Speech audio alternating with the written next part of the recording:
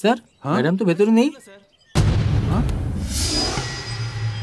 সন্ধ্যা, madam, সন্ধ্যা, সন্ধ্যা, madam, সন্ধ্যা, সন্ধ্যা, madam, সন্ধ্যা, সন্ধ্যা,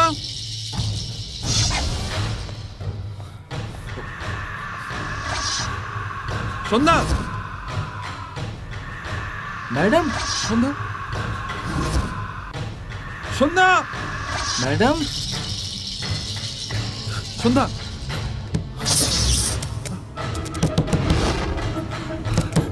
সন্ধ্যা, সন্ধ্যা,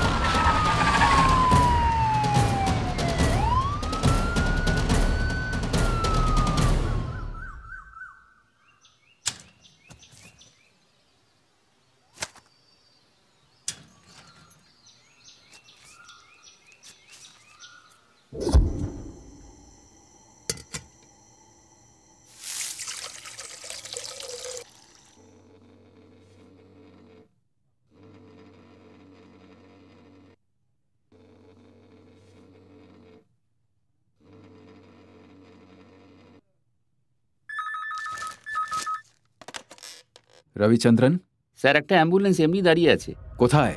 কেকেনাগারে।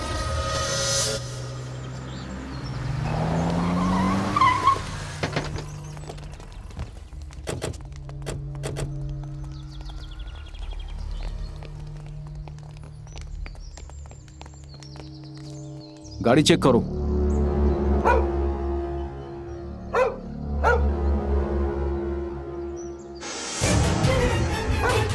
রতন, এসব কি হয়ে গেল? এক্ষুনি হসপিটাল নিয়ে যাও।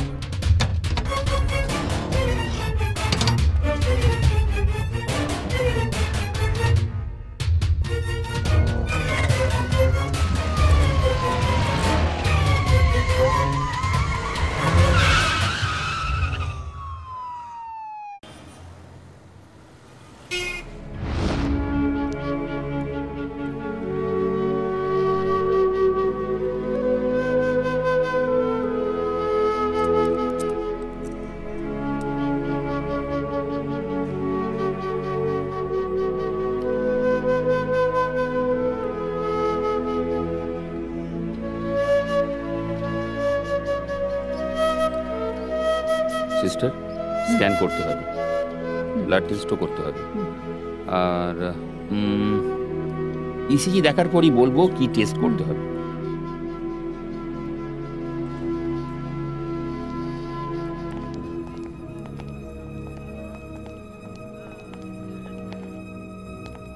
ডক্টর এখনো কেমন আছে? এখনো ভালো আছে। ওকে, স্ক্যানের রিপোর্ট এসে গেছে? স্ক্যানের রিপোর্ট চলে এসেছে, সব নর্মাল, ভয় পাওয়ার কিচ্ছু নেই। 2 দিনের মধ্যে ডিসচার্জ করবো। Thank you very much.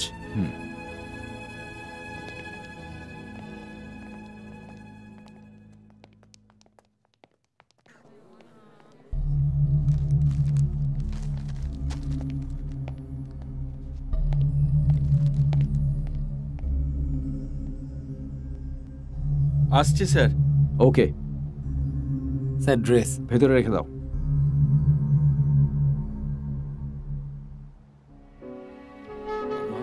একটু জল খাওয়াতে বলো। পুনম, দাদার জন্য জল নিয়ে এসো। তুমি নিচে গিয়ে অপেক্ষা করো। Okay sir.